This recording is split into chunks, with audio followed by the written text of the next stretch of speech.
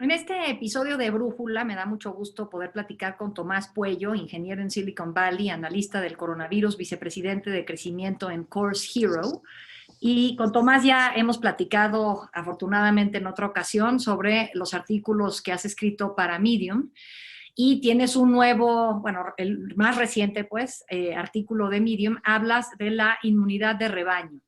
Y justo de eso te quiero preguntar, Tomás. Primero te saludo, ¿qué tal? Hola, buenas, encantado de estar contigo. Gracias por invitarme de nuevo. Te pregunto de la inmunidad de rebaño porque tú lo mencionabas como que veías que hipotéticamente es el, el, la decisión que ha tomado algunos estados en Estados Unidos, no el país completo. Suecia, que en un primer momento se habló como un caso de éxito, que no había frenado la economía, y sobre todo hablabas de México, ¿no? Que parece que ese es el camino que hemos adoptado. Entonces, preguntarte sobre tu artículo, te enfocas mucho en Suecia. ¿Cómo le está yendo a Suecia? Lamentablemente mal. Hubiese estado muy bien, muy bueno que su estrategia fuera buena y tuviera un buen éxito para que los otros estados pudieran copiarla. Pero no está saliendo bien. Y antes de ir en el detalle de lo que no ha funcionado bien, hay que entender un poco qué es lo que están intentando hacer. ¿Qué es eso de la inmunidad de rebaño? Ellos lo que dicen es, este virus no se puede parar, y de todas formas no hace falta porque es un poco como una gripe. Uh Entonces -huh. dejémoslo correr, simplemente vamos a aplanar la curva para reducir el pico, que el sistema hospitalario no se colapse, pero una vez que esté eso hecho, vamos a dejarlo correr. Poco a poco la gente se va a ir infectando, va a desarrollar inmunidad y cuando haya el 60, el 70% de la gente que haya desarrollado una inmunidad, ya está, ya nos podremos olvidar de esto. Mientras tanto, no vamos a cerrar la economía y por lo tanto la economía irá bien. Esa es su estrategia. ¿Qué ha pasado? Ellos decían, mmm, en marzo o así decían, a finales de abril ya tendremos entre un cuarto y la mitad de la población infectada. Y luego hicieron un test y lo que encontraron es que los infectados eran el 5%. Es Uh decir, -huh. entre 5 y 10 veces menos de lo que pensaban. Y con la tasa de muertos que tenían en ese momento, unos 3.000, 4.000 personas, significaba que estaban muriendo mucha gente y que esto no era como la gripe. Todos los datos que tenemos hasta ahora indican que esto es entre unas 15 y 20 veces peor que la gripe, solo tomando en cuenta los muertos. Si además de eso tomas en cuenta la gente que está hospitalada en hospitales durante semanas, la gente que no tiene síntomas, pero luego se le hacen escáneres del pecho y tienen lesiones en los pulmones, la gente que tiene problemas en la sangre, en el cerebro, tienen trombosis. Entonces, todo eso pinta muy mal para la salud dejar esto correr. No solamente eso, sino que además del problema de la salud tienes el problema de la economía, porque ellos lo que decían es, bueno, es posible que suframos un poco para la salud, pero al menos la economía irá bien. Y el problema que la gente no entiende con esto es que lo que hace daño a la economía no es el cierre de la economía, es el virus. Sí. En Suecia apenas han cerrado la economía, han cerrado algunas escuelas, han limitado las aglomeraciones a 50 personas y más o menos eso es todo. Su PIB ha bajado de un más o menos 10%, que es lo mismo que le ha pasado a todos sus países del vecindario, a Dinamarca, a Noruega, a Finlandia. Y es justo en el momento en el que tendrían que tener una economía que va muchísimo mejor, porque no han cerrado la economía. Y luego lo que va a pasar ahora es que el resto de los países vecinos van a abrir poco a poco la economía. Como el virus no va a estar corriendo en la población, la gente va a estar mucho más cómoda consumiendo que en Suecia, que saben que pueden pillar el virus y por lo tanto la economía de los otros países va a ir mejor que la sueca. Entonces, tanto para la economía como para la salud, tiene muy mala pinta. Bueno, quizás incluso el propio nombre, inmunidad de manada, parte de una premisa cuestionable, que es inmunidad, porque pues a la fecha no sabemos si se genera inmunidad siempre, por cuánto tiempo y si todas las personas generan el mismo tipo de inmunidad en caso de que se logre generar, ¿no? Absolutamente, absolutamente. Y bueno, hay que aclarar también, ellos no dicen que tienen una estrategia de inmunidad de grupo, no se refieren a ello con ese término, pero porque no les gusta enfocarse en ese problema de que tanta gente se va a infectar. Pero es lo que siguen y hay varios tipos de inmunidad de grupo. Puedes tener inmunidad por vacuna o inmunidad por contagio. Pero tiene razón que sabemos muy poco de esta inmunidad. Entonces, por ejemplo, antes cuando he dicho que a finales de abril el 5% de Suecia estaba infectada. ¿Qué significa eso? Significa que hacen test de sangre y ven anticuerpos en la sangre contra el coronavirus. Y por ende se dicen, vale, pues estas personas tal vez estén inmunizadas, pero no se sabe. De hecho, justo ayer estaba leyendo un artículo científico que decía que la gente que solo tiene unos pocos anticuerpos, que es posible que no hayan tenido una exposición suficientemente fuerte como para realmente estar enfermos, al cabo de 2 o 3 meses dejan de tener esos anticuerpos. Es decir, que es posible que cuando decían que el 5% está infectado, realmente ese 5% haya sido menos de los que cuentan, los que tengan inmunidad. Luego hay que entender un poco cómo funciona esa inmunidad. Y hay dos factores. Una es, si no has estado infectado lo suficientemente fuerte, es posible que los anticuerpos que tengas no te protejan lo suficiente y dentro de unos meses te puedas volver a infectar. Y también está el otro factor de la mutabilidad del virus. Si tú estás enfermo ahora y desarrollas anticuerpos y dentro de 8 meses ha mutado lo suficiente como para poder infectarte de nuevo, pues no has perdido todo lo que habías ganado. Entonces, esa mutabilidad es menor que la de otros virus de gripe, pero puede ser suficiente como para que al cabo de unos meses o unos años vuelvas a estar infectado si estás expuesto. Así que para mí todas las estrategias que dicen que están apostando por la inmunidad de grupo están haciendo una apuesta a ciegas y todos los datos que hay apuntan a que no debería hacerse. Ahora, pensando un poco en estas premisas que dices de las economías que han estado a favor de no cerrar, un poco desmenuzándolas. La primera es que el COVID es imparable. ¿Tú qué has encontrado ahí? Quienes dicen es que el COVID es imparable, entonces, ¿para Sí, qué nos cerramos en las claro, casas y eso no va a resolver nada? claro, Para claro. El frenarlo. COVID es imparable. Bueno, eh, algunos países que lo han conseguido. China, Taiwán, Corea del Sur, Vietnam, Aunque China tiene un Tailandia. rebrote, ¿no? Ahora, Ahora, ahora hablamos de ello, ahora hablamos de ello. mm, Tailandia, Vietnam, Nueva Zelanda, Australia, Austria, Estonia, Lituania, Italia, España, Francia, Dinamarca, Noruega, Islandia. Puedo seguir. Hay al menos 50 países que lo han conseguido. sí. Hablabas de China. Bueno, China es un país de 1.300 millones de personas y ha habido un centenar de infecciones en Pekín.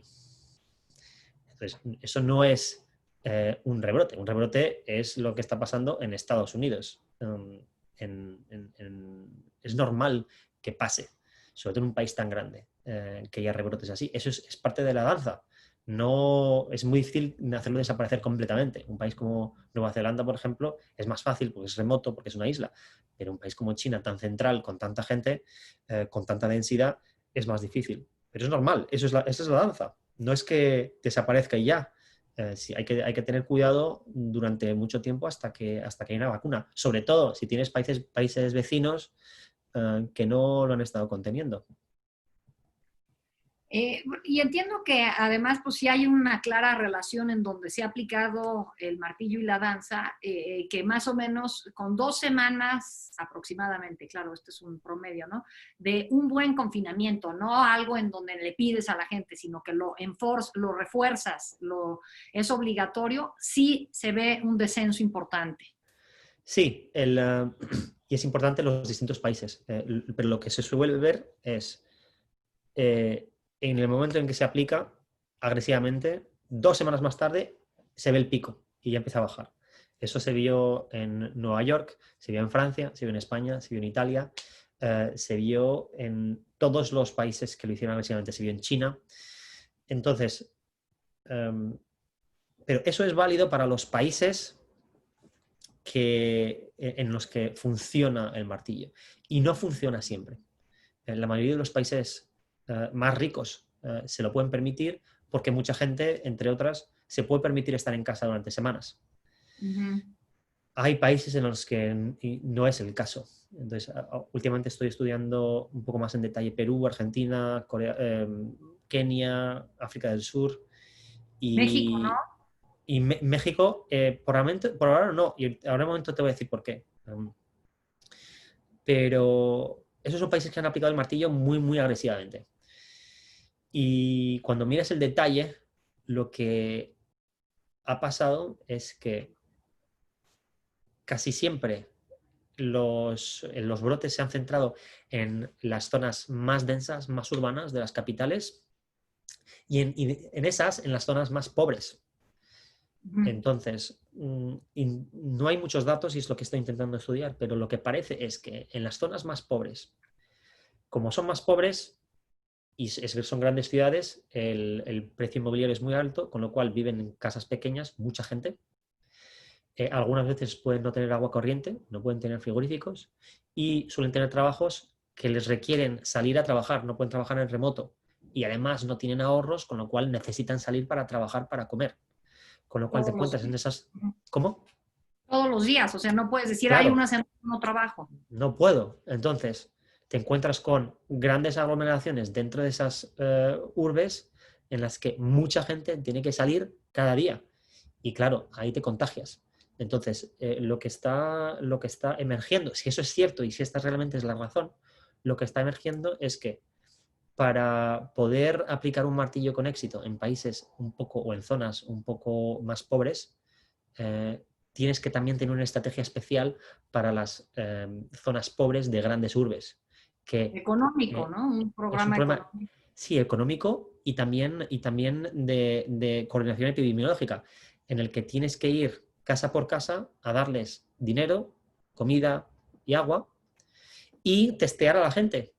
Y cuando Sí. uno de ellos esté infectado, tienes que proponerles extraerles de la casa y llevarlas a un hotel durante un par de semanas para que no infecten a toda la gente a su alrededor.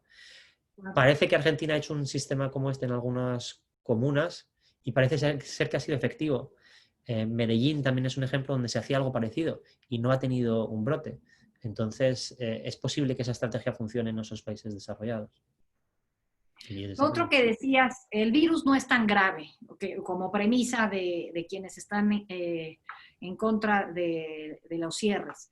¿Qué tanto más grave es el coronavirus que una gripe, una influenza? Sí. Y eso es algo que va a haber, que tiene mucho debate. Y entonces, y el debate se vuelve un poco técnico. Entonces, lo voy a dejar sencillo, pero para aquellos de la gente de tu audiencia que sea un poco más técnica, también voy a intentar responder sus preguntas. Hay dos partes, está la letalidad Ujú. y la no letalidad, la parte de secuelas y problemas de salud. Entonces, primero del lado de la letalidad.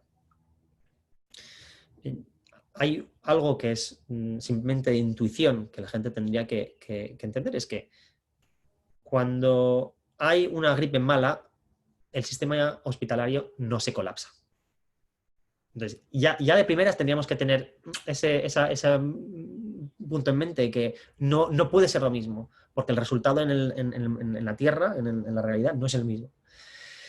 La gripe, además de esto, hay que saber cuánta gente muere de la gripe. El problema es que no se sabe cuánta gente tiene la gripe, porque la gripe, como no es muy problemática, la gente no va al hospital para una gripe. Solo va a hacerse el test de gripe cuando, um, cuando está yendo a peor. Entonces, los Ujú. casos de gripe que se cuentan son mucho menores que los casos reales. Mientras que en el coronavirus, muchos de los casos que hay se cuentan, porque en cuanto tienes síntomas te preocupas y vas, y el testeo es mucho más masivo. Entonces, los casos que hay de gripe registrados son más bajos. Las muertes que hay son bastante buenas, porque lo que hacen los países es analizar la curva total de mortalidad y ver la comparación en la zona, en la temporada de gripe, y ven la diferencia y dicen, estas son las muertes de gripe. Entonces, las muertes son reales y los casos son pocos, con lo cual parece que la mortalidad de gripe en realidad es mucho mayor de lo que parece. Aún así, la mortalidad de la gripe es del 0,1%, esta que te estoy describiendo. Sí, sí. Cuando la comparas con países que han analizado el coronavirus muy bien durante mucho tiempo y que ya han pasado el pico, con lo cual las muertes ya han ocurrido en el pasado, los mejores países para eso son Taiwán, Corea del Sur, y tenemos un buen ejemplo del crucero Diamond Princess, que también hemos podido analizar muy bien en detalle. Y la letalidad de esos casos es entre 1,5 y el 2,5%. Es decir, cuando O sea, comparas... 1.5 eh, versus... sí, entre 1,5 y 2,5 versus 0,1. Sí, Es decir, pues. y eso es la letalidad de casos. Es entre 15 y 25 veces mayor. Y eso es para los casos. Y luego tienes y no hay manera de comparar con el verdadero ratio para la gripe porque no se sabe cuánta gente está infectada. Entonces, todo esto es para los casos, pero ¿cuál es la letalidad total de todos los infectados? Eso no se puede saber bien fácilmente porque no se sabe cuánta gente está infectada, pero se pueden hacer, más o menos, se puede tener una idea en base a esos análisis serológicos. Cuando se analiza la sangre, se ve la gente que tiene anticuerpos y se puede tener una idea más o menos de cuánta gente ha podido estar infectada en total y, por ende, como se saben los muertos, más o menos se sabe cuánta gente, qué porcentaje de la gente infectada muere. El mejor análisis que he visto de todos ellos es que mira a todos los análisis serológicos del mundo, coge los que no tienen sesgo y analiza eso, te dice que la letalidad está entre el 0,5% y el 1,5%. Tienes zonas de nuevo como Nueva York, Italia, norte de Italia o España, que son las que más han tenido unos brotes fuertes. Esas suelen tener entre el 1 y el 1,5% de letalidad total. Y otras que han tenido unos impactos menos fuertes suelen tener más o menos entre el 0,5 o el 0,8%. La media de todo esto, más o menos 0,8, 0,7, 0,8%. Entonces, por lo que sabemos, eso es nuestra mejor apuesta sobre la mortalidad, la letalidad real del virus. Entre 0,5 y el 1,5% de la gente. El coronavirus. Del coronavirus. Y quien diga que es menos está apostando con pocos datos. Y eso solo es la muerte. Luego tienes el otro problema gravísimo que tienes el 15% de gente infectada que se va al hospital. Y esa gente que está muchos de ellos están durante meses con problemas y no se sabe lo que pasa después. Lo que te decía antes también de tener unos pulmones con lesiones durante meses y meses y meses con gente que ni siquiera ha tenido síntomas es gravísimo. Entonces, si tú tienes una enfermedad que te afecta a todas las partes del cuerpo, no sabes cuáles son las consecuencias. Y aún así te la juegas con una inmunidad de grupo para que todo el mundo se infecte con esta cosa, te parece una locura. Claro. El otro que se dice es, pues, ¿por qué no cerramos, por qué no abrimos y nada más protegemos a la población vulnerable, a los adultos mayores y a los que tienen condiciones crónicas? Que en el caso de México, que es el país con el número 1 de obesidad, pues no sé cómo podríamos pensar quiénes son los vulnerables, porque podría ser pues casi toda la población si tomas en cuenta a los parientes de los que tienen un problema de obesidad y a los que los cuidan y en fin, pero pues entonces ¿se puede proteger a los vulnerables? Es una idea preciosa que por ahora no funciona.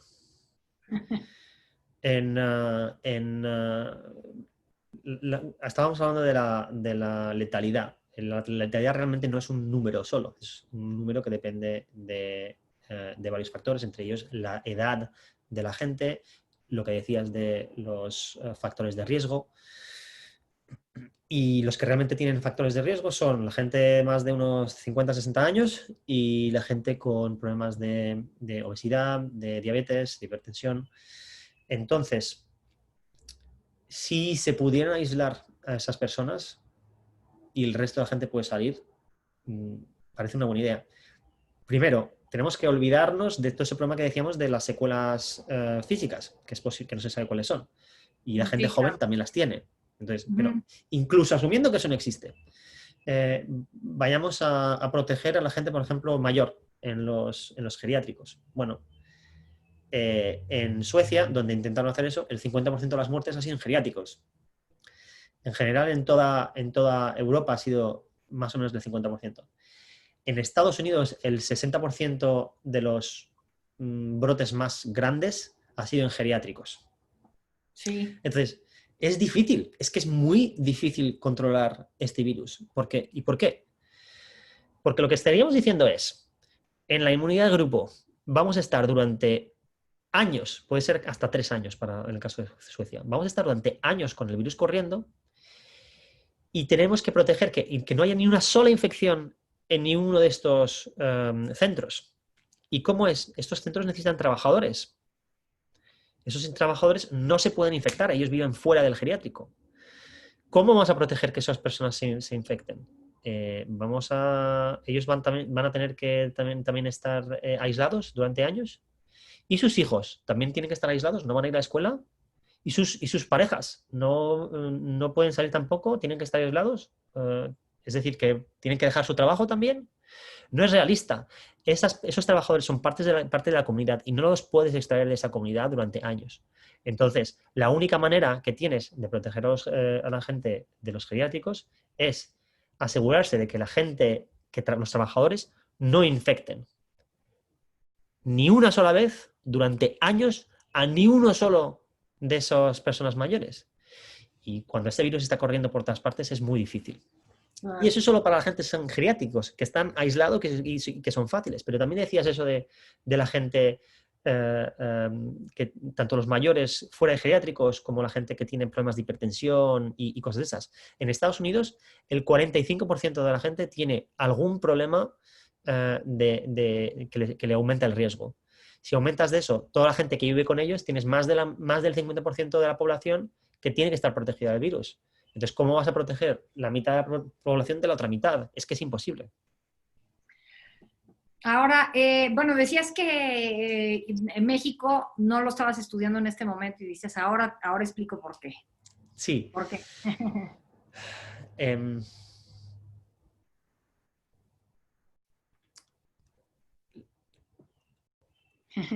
tengo dos prioridades.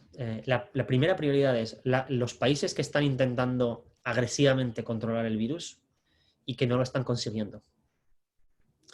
Ayudarnos a entender por qué y qué pueden hacer. Ujú. México no está en ese grupo. México no está intentando agresivamente parar el virus. Y si lo estuviera intentando, no hubiese tenido el comienzo que tuvo y la curva que tiene no tendría la forma que tiene en todo el país. Cuando ves países que realmente lo están intentando, lo que te encuentras es que en casi todas las zonas del país se controla el virus, menos en las grandes urbes y en las zonas pobres, como decíamos.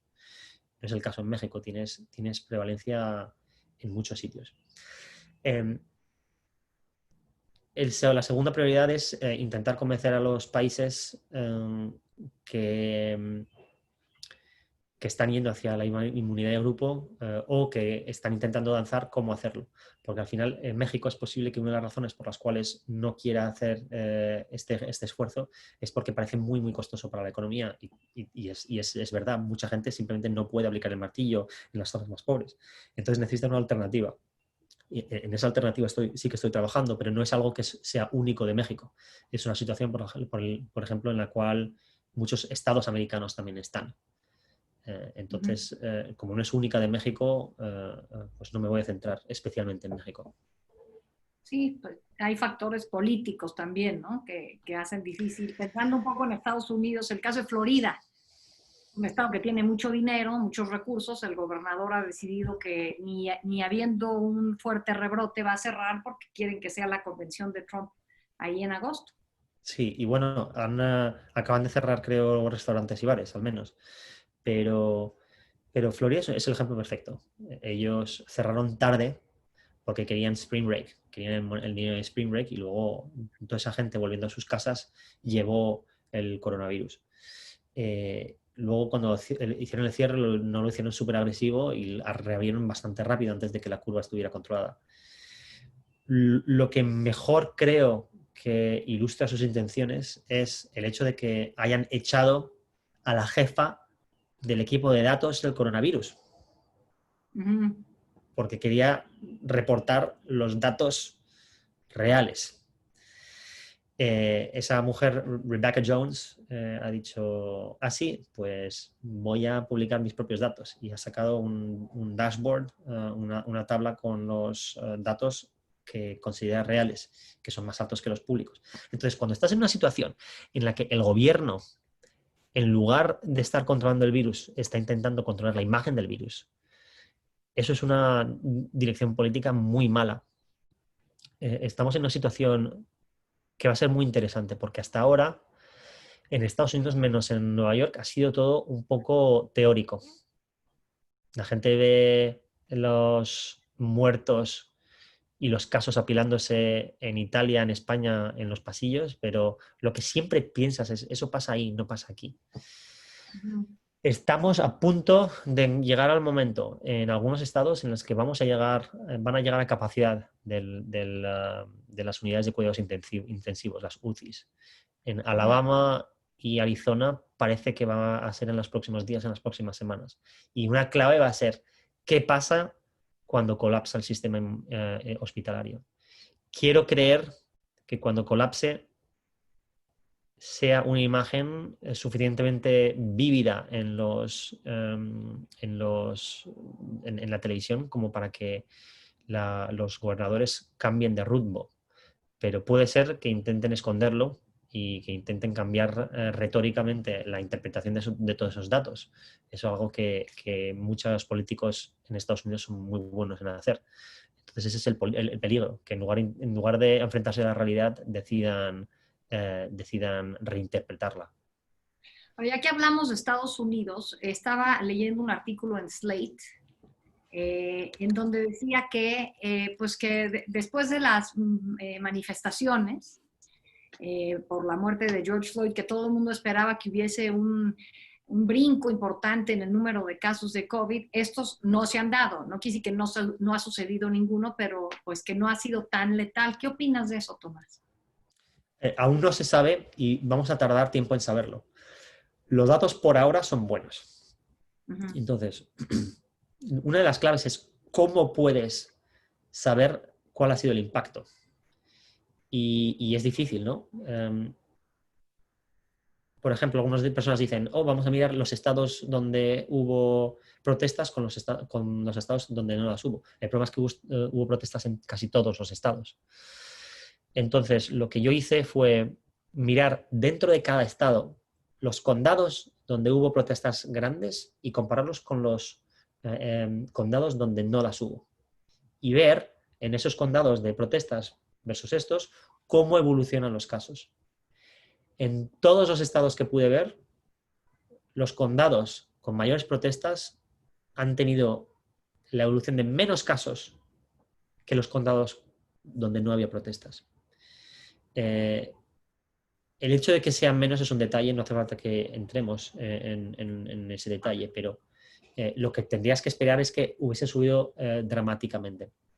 Ujú. No quiere decir que no vaya a pasar. Es posible que cuando miremos a los datos dentro de 1, 2, 3 semanas, esa gente haya contraído el virus en esas manifestaciones y lo haya pasado a su familia, que lo haya pasado a otras personas y que aumente el número de casos. Entonces no se sabe, pero por ahora los datos pintan bien. ¿Y por qué?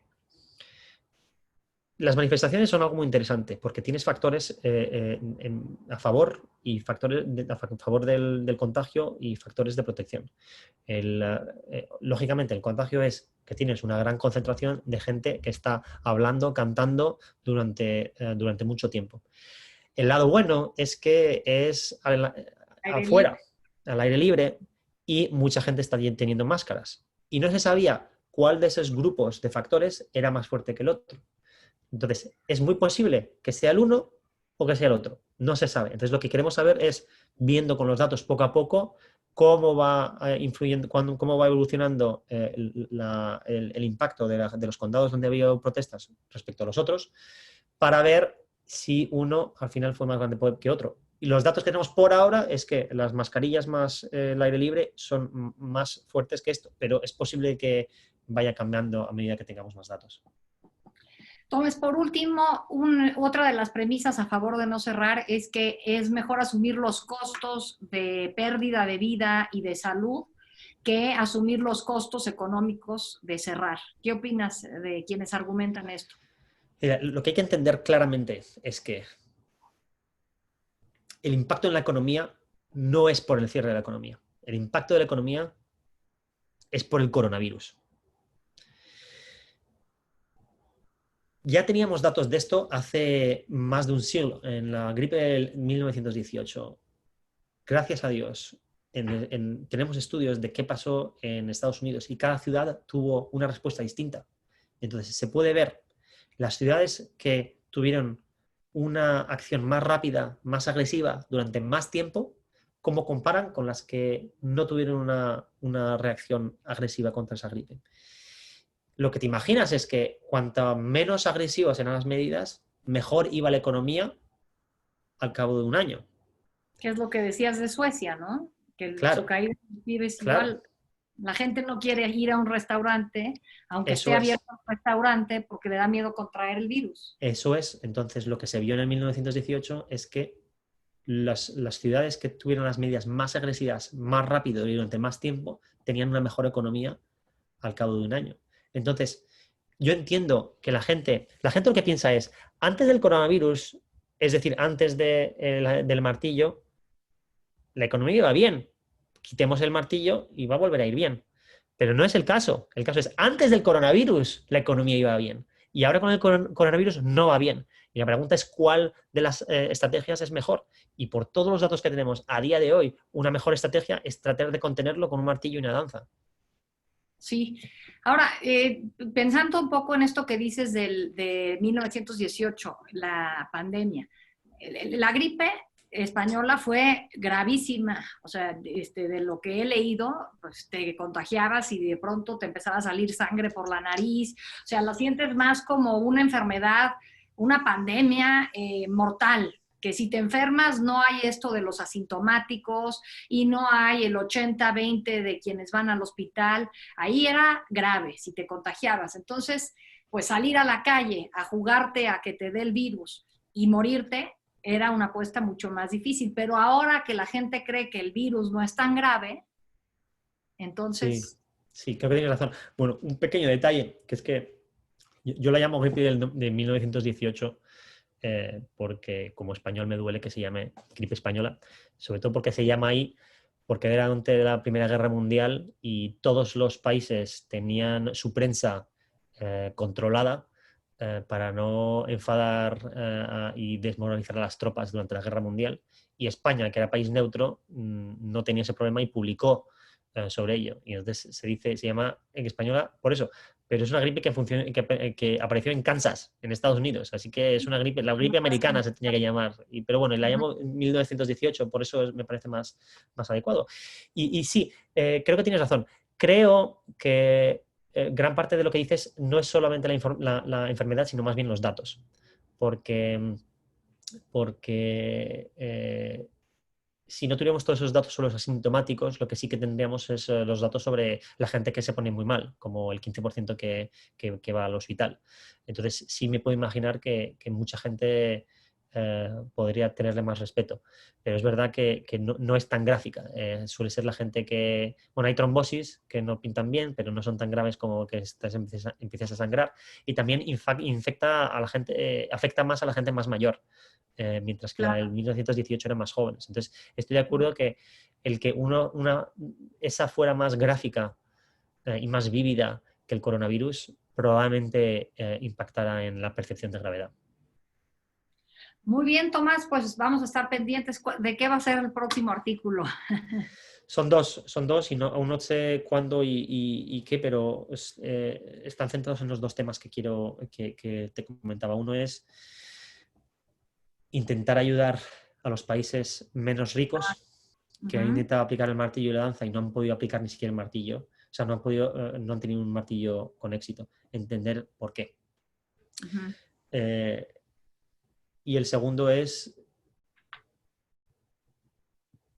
intentar ayudar al resto de países, los que han aplicado el martillo y la lanza, a enfrentarse a la segunda ola. Es decir, para eso tienen que saber primero cómo monitorear la situación para saber cuándo hay una segunda ola que aparece, tienen que poder saber controlar y tienen que saber mucho más detalles de danzar, cómo se danza adecuadamente. Y en el caso de países como Estados Unidos hay un problema adicional de cómo gestionar el hecho de que tu estado vecino es posible que no lo controle. Entonces, ¿cómo puedes, como Estado, vivir en un mundo en el que otros estados, otros países de tu alrededor no estén controlando el virus como tú? Muy bien, Tomás, pues le estaremos pendientes para leerlos. Muchísimas gracias por haber podido platicar con nosotros otra vez. Un honor, gracias por tenerme en tu programa. Gracias.